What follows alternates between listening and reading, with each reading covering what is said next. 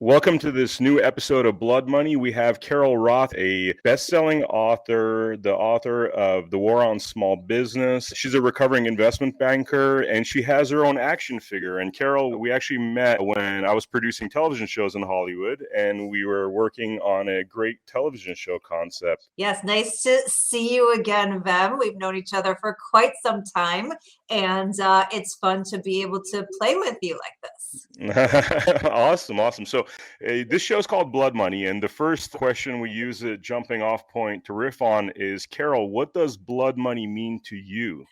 Well, fortunately, I don't have a lot of personal experience with blood money. I often think of it in the context of money that is paid by a killer or a group to the family or the group of somebody who's been killed as sort of here's some money for what's happened to you. Obviously, almost insulting, like, here's some money to go away, even though we've taken something precious from you.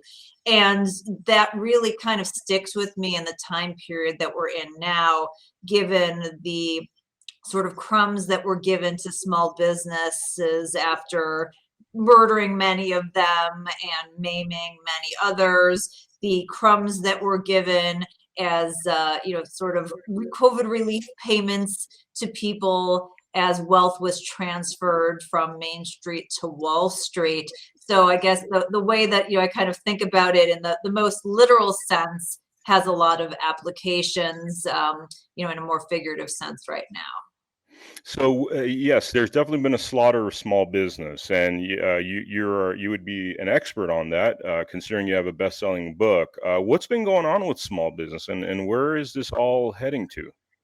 Yeah, it's been a really challenging time for small businesses for a really long period of time, but the last 2 years in particular have been incredible challenge. Obviously the decisions that were made on who to shut down, who was essential versus non-essential, who could survive versus who would thrive. Those kinds of things were all made not based on data and science, but based on political clout and connections. And obviously, the small businesses, even though they are about half the economy, and at this point number about 31.7 million, they just don't have that centralized clout and connections. They don't give the government that level of compliance. They certainly don't give them campaign contributions.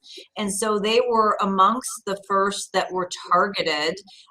They were targeted the hardest and the longest. They got a fraction of the compensation that was needed for the subjugation of their property rights. And then on the tail end of this, all of the compounding decisions that were made, things that impacted the labor force, the supply chain, inflation, while they impact everybody, the small business owner is really challenged by that in an outside manner.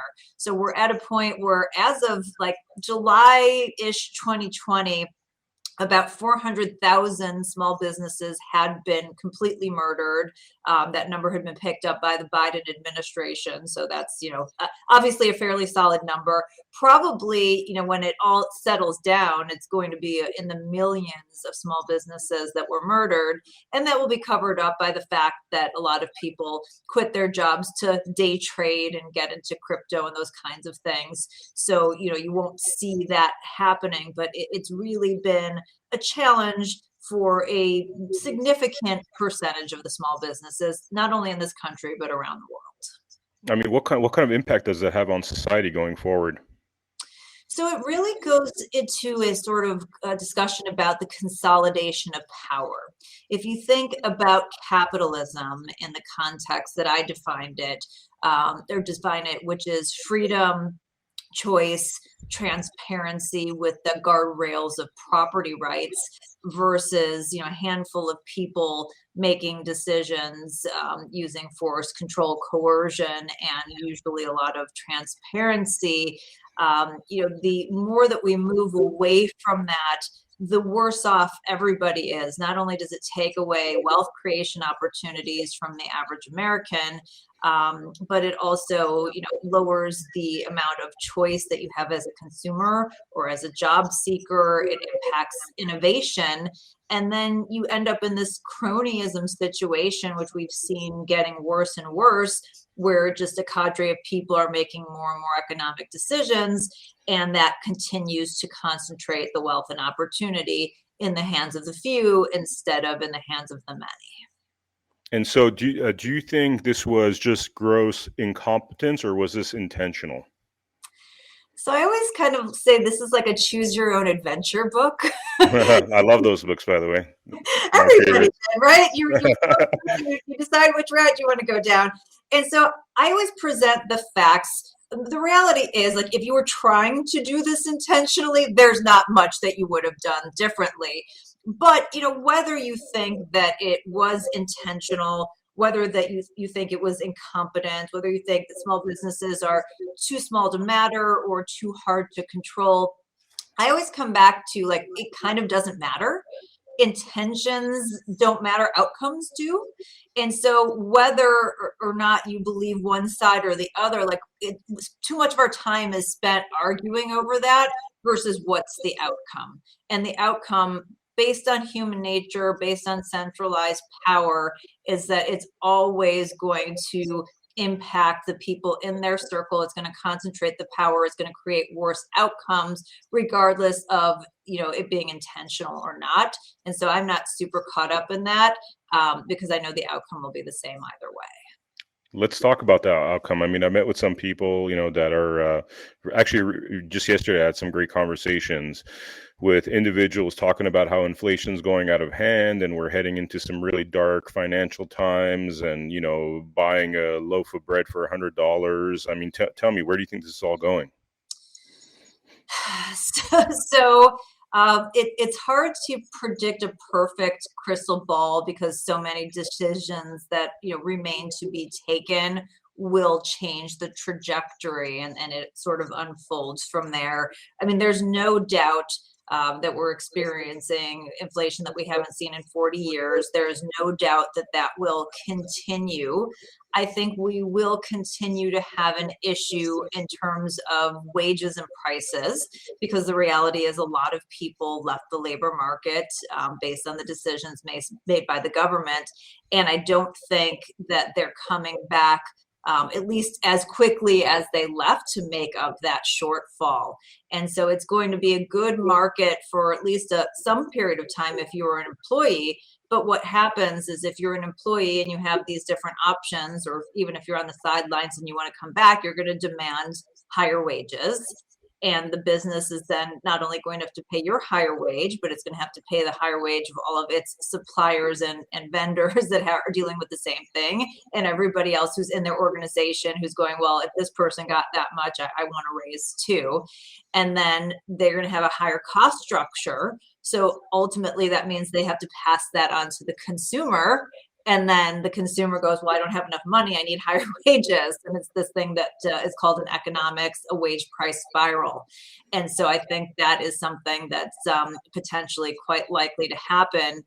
The other issue is that we have a lot of this at the hands of central bankers, who are very much a large part to blame for this starting to begin with. And the idea that they can bring us in for what's called a soft landing, that they're going to time this just perfectly, and they're going to raise interest rates, and it's not going to, slow down the economy or put us into a recession or have all these other ripple effects, is pretty faulty thinking, because the Federal Reserve hasn't been able to forecast their way out of a paper bag ever. So to think they're going to get it just right this time is a little bit challenging. So I do think there is a scenario where this ends up as a complete catastrophe right now. What I always tell people is, the thing we have going for us is that we're the skinniest kid at fat camp.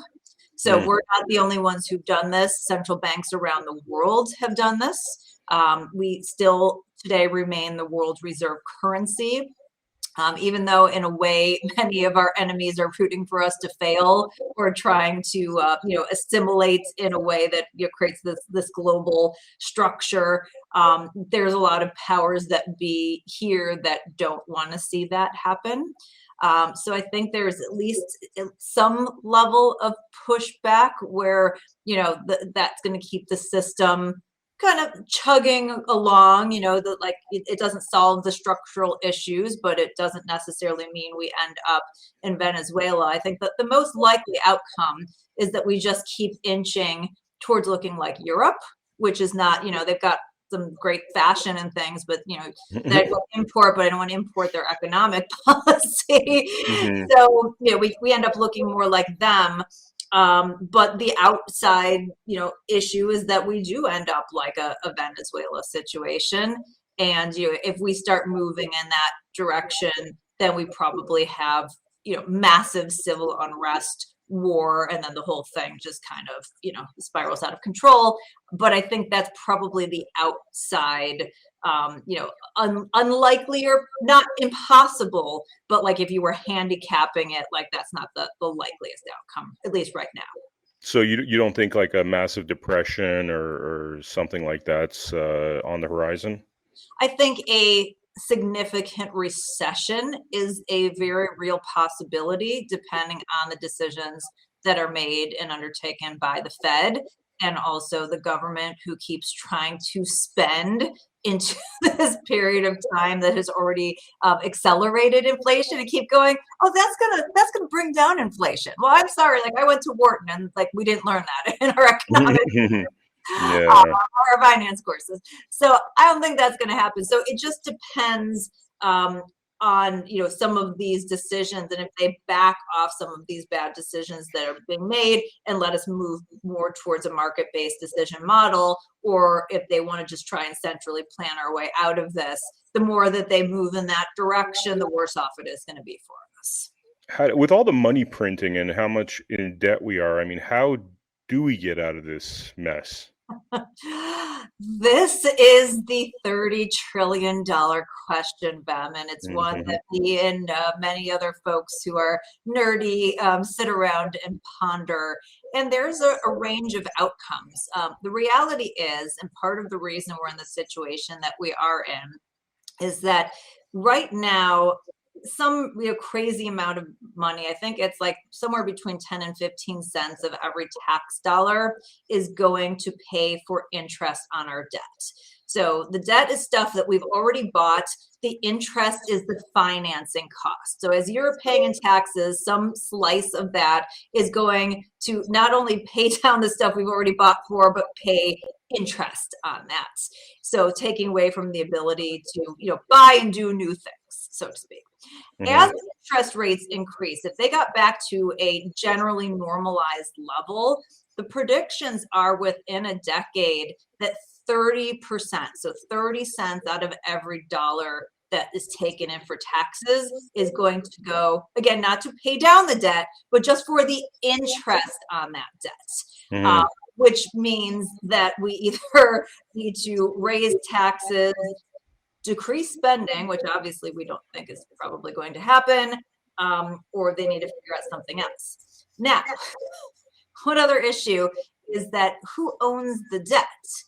So we have some debt that's owned by China and Japan. If you were very crafty, you'd be going to China right now and go, you just cost us all this money, like this debt, like we're just taking it back and just Xing it off.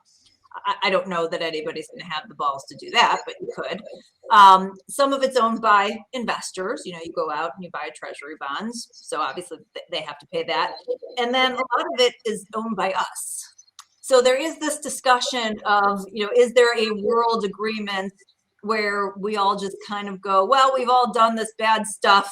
It sucks, but it's going to be really bad if we kind of get it to this point. So let's all have a global like reduction in debt, and everybody agrees, and it just kind of moves from there. So I don't know, but there are, implications of that. Your continued money printing, the move towards a potential digital dollar by the Fed, and all of these things that really could destroy the value of our currency, which is why it's really important for people to own assets that appreciate in value and not just hold money in cash. Let's talk about some of those assets. Like as a business consultant, what advice would you give to people at this, in this day and age in terms of trying to protect themselves against future depression? Yeah, so obviously this is not financial advice. I have to say that, or else I get sanctioned by the SEC. So talk to your financial Opinion. You're advisor. giving me opinions. But just a general tenet is that wealth is created by how you invest and by having ownership. We always heard the word equity in this kind of like creating the same outcomes for everybody. But like financial people, we talk about equity as ownership. Right, ownership of assets and valuable assets, and so that's the equity I want people to focus on, is to own things. So there are a number of ways you can do that. Certainly, land and homes is one way to do it, whether it's your own or renting it out, to other people, which has its own issues in this day and age. I'm not going to say any of this is easy, but we need to start somewhere. Building your own business where you have value that you've created. Again, more challenging today. They're really trying to make all this very challenging for you. It's so important. Owning an equity stake in somebody else's business. So if you are a job seeker, if you're an employee right now, it is the time you have probably the most leverage that you'll ever have in your lifetime. And so trying to find a job where you can get stock options, or you can get an equity share, or at a minimum, they match your 401k so that you're participating either in the business that you're helping to build, or at least into the greater stock market. And again, just investing in the types of stocks that you think are solid business models and have values that align with you and you think are still going to be around and kicking 10, 15 years from now. So those are the kinds of things that you can do. That's what the wealthy people are doing. And so you can't beat them, join. Okay, I've talked to some people that are obviously looking at the really like severe doomsday scenarios, and they're investing in things like middle of nowhere farms, and they got their own wells and able to grow their own food because they think the shit's really going to hit the fan. But what do you think about that? So I am a preparation person, right? Fail to prepare, prepare to fail. And so I always think it's a good idea. If stuff really goes down, guns and ammunition are always going to have value in a trading scenario. Having seeds and the ability to grow your own food. Access to water is something that's going to be, I think, important in our lifetimes. You have a lot of wealthy people who are investing in land rights that have water rights underneath them. That's always a head scratcher. So I would be thinking about that. But again, I think that's like the contingency plan. I don't think it's the main plan. And so it's something that is prudent to do and to be thinking through and to have that in case of emergency, but you don't want to live your life as an emergency, I guess is the best way to say it. And then there's also alternative assets. I know a lot of people are into, commodities, crypto, all these kinds of things. And again, talk to your financial advisor. I feel like alternatives are an important part of a diversified portfolio, and diversification is important because if one thing goes south, you haven't sort of killed the whole portfolio. But you have to treat them as alternatives. Because that's just the risk level that you're taking on, and obviously the amount of alternatives depends on your own risk profile and age and all those other factors. If you were in government and you had all the power in the world, I mean, what would you do to save us from the worst? Like, what are the actionable steps that's, smart politicians, and I use that in quotation marks, would have to enact in order for us to be saved from the worst scenarios? All right, well, this is big fantasy time because I'm not a narcissistic sociopath. Therefore, I do not qualify to be in government. So this is just obviously just a pure fantasy. I think that the Federal I love Reserve, your honesty, by the way. I just got to say, like the fact that you just, they are narcissistic they sociopaths. I are, mean, right? yeah. Given the way, given what it takes to run and what the media puts you through, like if you couldn't be a normal person and want to live your life that way. So, Hmm. so as I said, I don't qualify, but if I did, first thing I would do is I would rein in the Federal Reserve. I think that the idea that this semi like quasi independent body that gets its mandate from Congress, but is sort of owned by these private banks, but then gets its profits back to the Treasury cluster to manage the monetary policy of this huge country that has 21 trillion plus in GDP, whatever it is, now kind of post COVID, is insane. I think I would take back those powers. I would, limit it, go back to something like a Milton Friedman suggestion where the money supply, it increases in some sort of a formula related to increase of GDP or productivity, because obviously that's what money is meant to represent. You increase it when productivity increases. You don't want to keep devaluing it. Although, given the amount of money we have, like you wouldn't have to increase the money supply like ever. So, like I don't even know why we need the Fed. Hmm. Quite some time, but taking back those powers. And then that goes hand in hand with, basically burning down the federal government and returning most of the powers to the states, and getting back to, what it is that the government should be doing, which is the protection of individual rights, and not doing all of these like crazy transfer payments and whatnot. So I would spend more time empowering people, and it doesn't mean that you have to even ditch all of the programs. I mean, Social Security could be restructured to like a provident fund, kind of like they do in Singapore, where it's either compulsory or you opt out of it, but at least you own the money and you can invest it in a way that you see fit. So even if the government feels like you need to force people to save for the future, you can still do it in a way where you actually own something and you're getting a return, rather than giving it to the government who like uses it in a Ponzi scheme mechanism, which, by the way, is actually really what happens. This isn't just talking points, and I don't want anyone coming back on me on that one, because that's literally what it is. A Ponzi scheme, a big time Ponzi scheme, which never works out. No, I mean, by definition. Scheme, yeah, I know you got.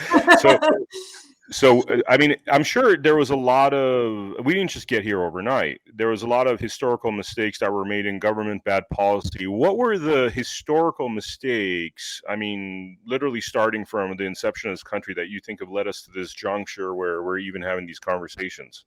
Okay, so just to be fair, I'm not a historian. I am a common sense money person, and even there, I'm more of a lay person, like the people's economist. I'm not like, oh well, let me tell you what Ludwig van Mises said on this page, that kind of thing. Although I have studied all of them.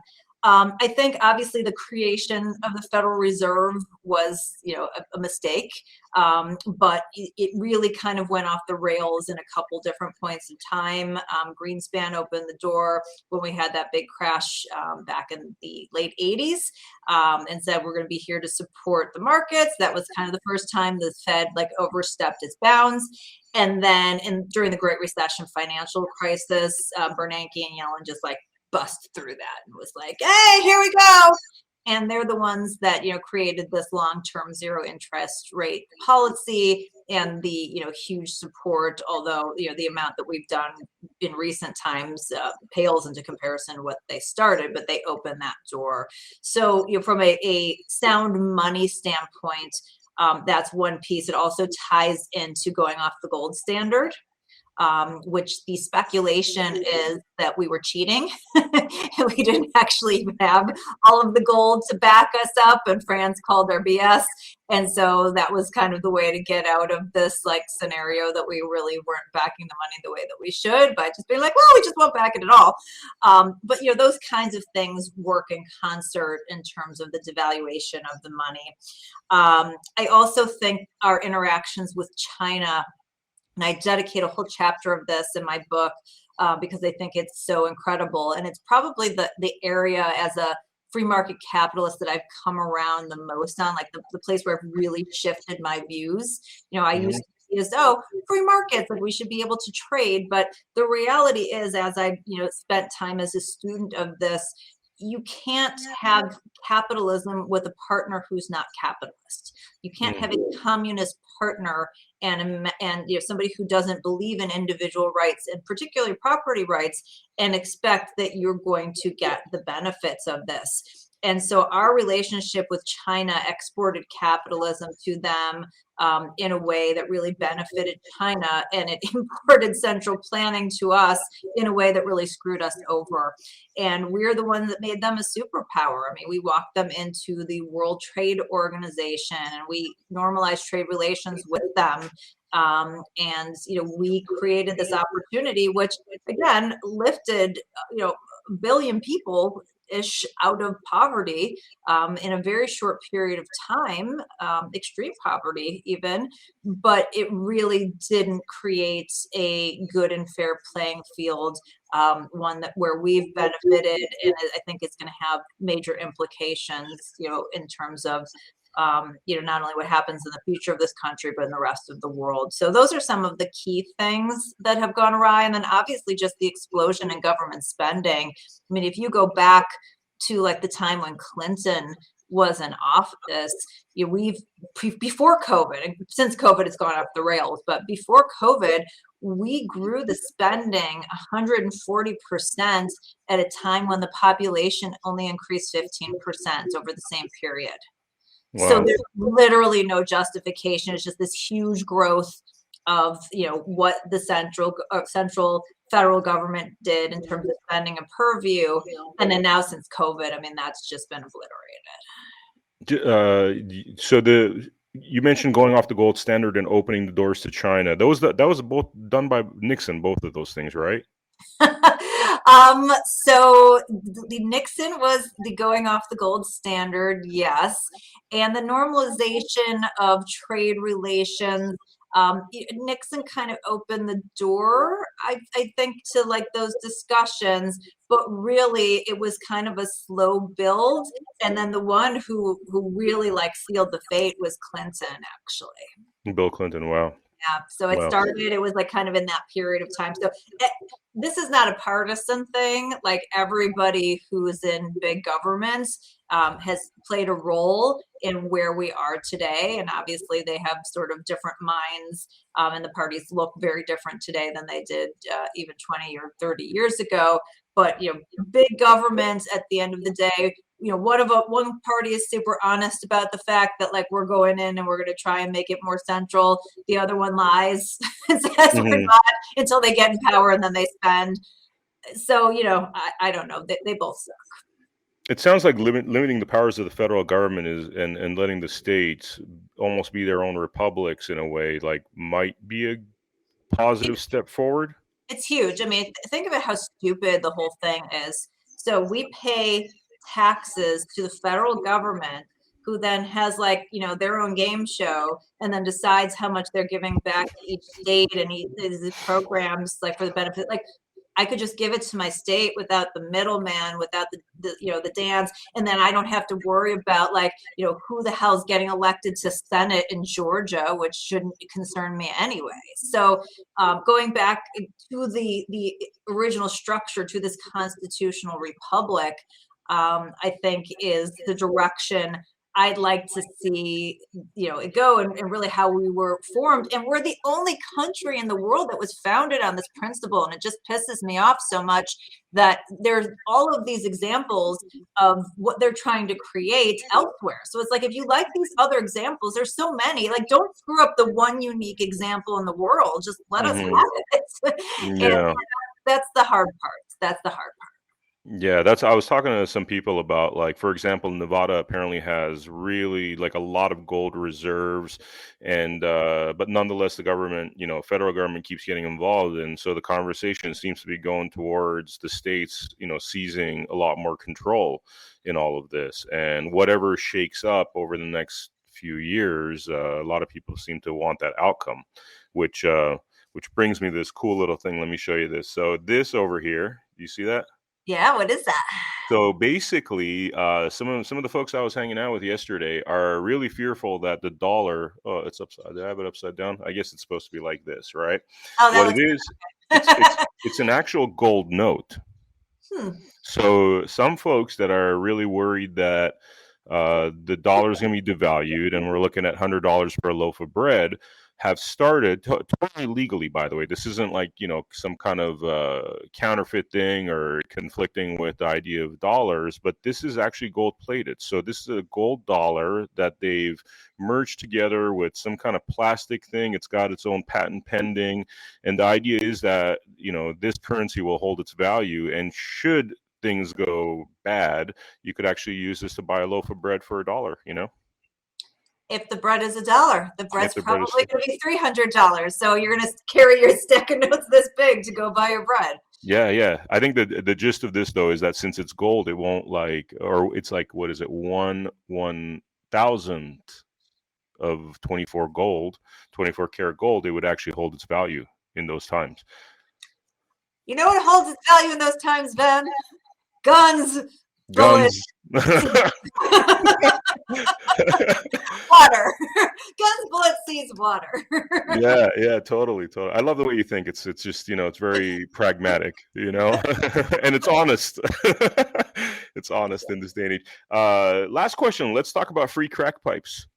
Yes, What's amazing. what's going on War on there? drugs. It's going fantastic. It's come full circle that the war on drugs is going so well that now they're going to use federal funds to give out free crack pipes. I feel like that's an excellent use of our tax dollars. And Dana Lash, who's a good friend of mine, is absolutely hilarious, was like, okay, so let me get this straight. Like, if you give a crack pipe to somebody else, it's illegal, but the government can take your money and give it to somebody, and it's totally legal. Like, I just think the whole thing doesn't make any sense. Hilarious, for the very satirical reasons coming out of the Biden administration, given the fact that he was the one who put in place all of these very harsh penalties for drugs, and the fact that his son is, a known addict. Um, Hmm. and there's just all these things, like it's just almost like too satirical to even make fun of at this point in time. I mean, what is the logic there? I don't understand. It doesn't make sense. Is it really $30 million worth of crack pipes that they want to give out? That's what the reports that I've seen, which means if they're reporting that, it's probably more than that, right? They always Hmm. undercut the numbers. Hmm. The idea, I think, did you ever see The Wire? Yeah. Okay, right, great show. So you remember Amsterdam? Season 2, yeah, my Yeah, favorite so season. Yeah. Amsterdam is this part of the city where they're like, it's easier for us to control the drugs if we just say, here's the zone where you can freely trade it. We're going to give you clean needles so that you're not using dirty needles. And we're going to say this isn't a good thing, but we're going to try to at least control it and put some parameters around it. And I kind of think that's the intention. I think the intention is an Amsterdam thing, oh, well, they're using, and again, this is not my area of expertise. Crack is, I don't even drink alcohol, Advil, this is not my area of expertise. But I think the idea is, if from doing drugs, these people are experiencing and getting all of these other illnesses, which are then putting them in hospitals and creating more dollars, that maybe this is it. But again, this is the way government solved problems, instead of being okay, well, how do we address the root of the addiction problems and create longer lasting solutions. So I do, with all the jokes aside, my guess is that it came from this Amsterdam good place, let's try to at least stem part of the problem, but it's again a little bit farcical. It's a parody, yeah, Yeah. ridiculous. Carol, thank you so much. This has been awesome. It's always a great conversation with you. And yeah, I look forward to hopefully speaking in the future, and maybe we could create some awesome TV shows. That's what I'm And counting on, Vam. That's what I'm counting on. As everybody knows, everyone I talk to, I really want to be a game show host. It's all I want at this point. That's the one thing I haven't done that I really want to do. So we got to get cracking on that. But thank you for being on Blood Money. My pleasure.